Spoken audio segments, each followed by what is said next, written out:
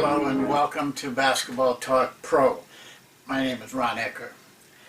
Today, first of all, I want to show you a book that we will be putting into the products page as soon as I can get the information to Jason, and he will put it in there. But the name of this book is Free Play. It is actually written by a musician, but it is written about improvisation. In fact, the entire book is about improvisation. And because in my system I value improvisation, I think it's what we have to be able to develop in basketball. And so it's a good read and it's worth it, but it's not a real easy read either. But this book is based on a story, thousands of years old, this story. And I want to read that story to you now. It takes about 5 minutes, and I would like you to listen to it carefully with an open mind and non-judgmental, because at the end of the story, though it is not about basketball, I will show you how this has real importance to you as a coach, a basketball coach. So the story goes like this. A new flute was invented in China. A Japanese musician discovered the subtle beauties of its tone and brought it back home, where he gave concerts all around the country. One evening, he played with a community of musicians and music lovers who lived in a certain town. At the end of the concert, his name was called. He took out the new flute and played one piece. When he was finished, there was silence in the room for a long moment. Then the voice of the oldest man was heard from the back of the room, like a god. The next day, as this master was packing to leave, the musicians approached him and asked him how long it would take a skilled player to learn the new flute. Years, he said. They asked if he would take a pupil, and he agreed.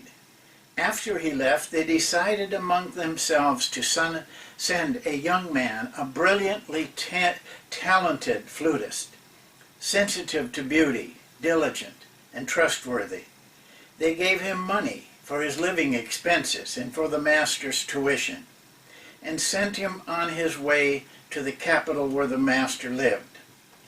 The student arrived and was accepted by his master, who assigned him a single, simple tune.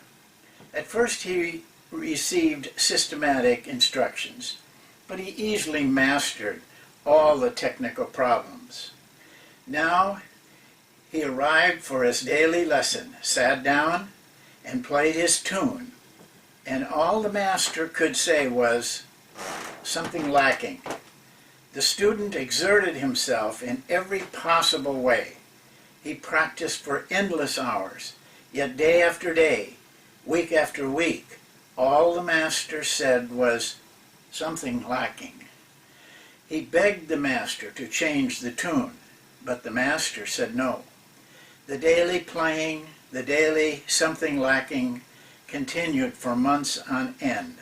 The student's hope of success and fear of failure became ever magnified, and he was swung from agitation to despondency. Finally, the frustration became too much for him. One night, he packed his bag and slinked out. He continued to live in the capital for some time longer, until his money ran dry. He began drinking.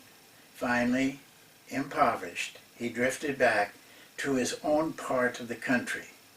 Ashamed to show his face to his former colleagues, he found a hut far out in the countryside.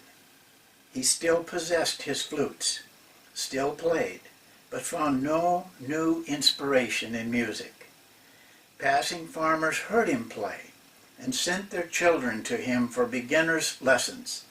He lived this way for years. One morning there was a knock at his door. It was the oldest past master from his town, along with the youngest student. They told him that tonight they were going to have a concert, and they had all decided it would not take place without him. With some effort, they overcame his feelings of fear and shame, and almost in a trance, he picked up a flute and went with them. The concert began. As he waited behind the stage, no one intruded on his inner silence. Finally, at the end of the concert, his name was called. He stepped out onto the stage in his rags. He looked down at his hands and realized that he had chosen the new flute. Now he realized that he had nothing to gain and nothing to lose. He sat down and played the same tune he had played so many times for his teacher in the past.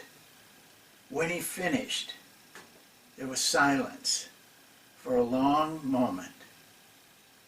Then the voice of the oldest man was heard, speaking softly from the back of the room, like a god. What does that have to do with basketball? I kind of will lead you into that.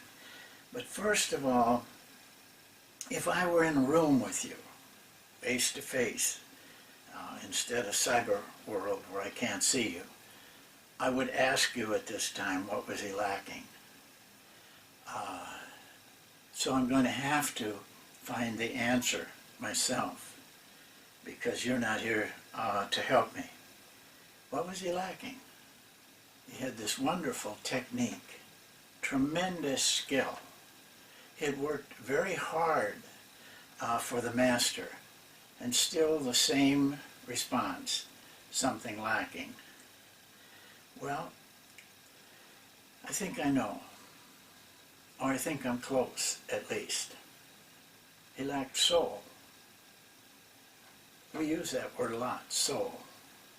But it's a word that's almost undefinable, at least for me. I cannot come to grips with how to define that word exactly. I think I know what it is, but to pin it down to words is very difficult.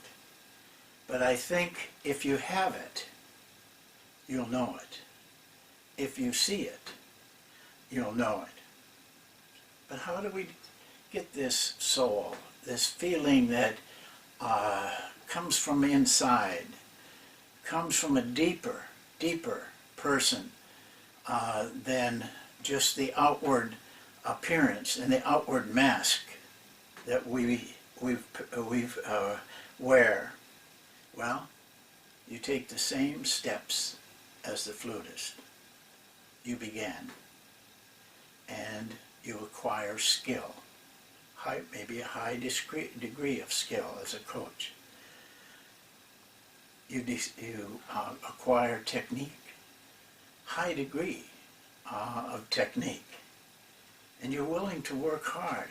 You work very hard at bringing yourself to the position of the master, who then would say there's nothing lacking. Well, what the flutist went through was what a lot of us as coaches go through. And I'm almost certain that the experienced coaches that are listening will agree that we all go through this. We go through that period of learning and acquiring some method of skill and technique, and then we, at some time, have to go through that period where things aren't right and something's wrong.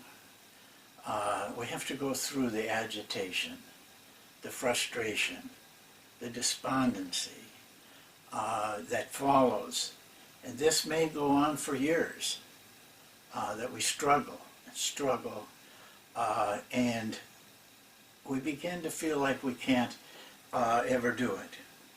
But then, like in the story, serendipity takes place. We're given a chance. Something opens up for us. And it's at that moment that we become, if we have taken all the steps, we become the artist that takes that simple tune that the flutist did and turn it into a masterpiece. And as coaches, that's what we wait for. It isn't a process that you can put time on.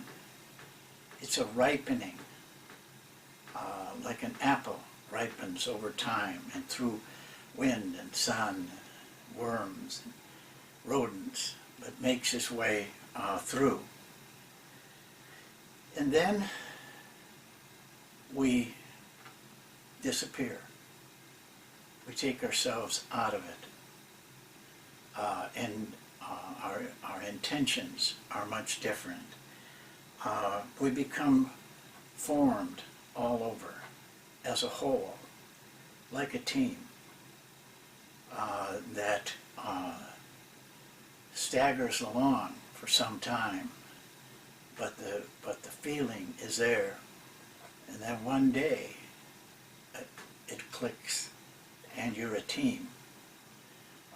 Not a fragmented bunch that has talent, skill, and all the things that go with it, but a group working together, feeling the joy of what is taking place. Then the simple things that you give to them, like the true artist a coach is, like John Wooden talked about.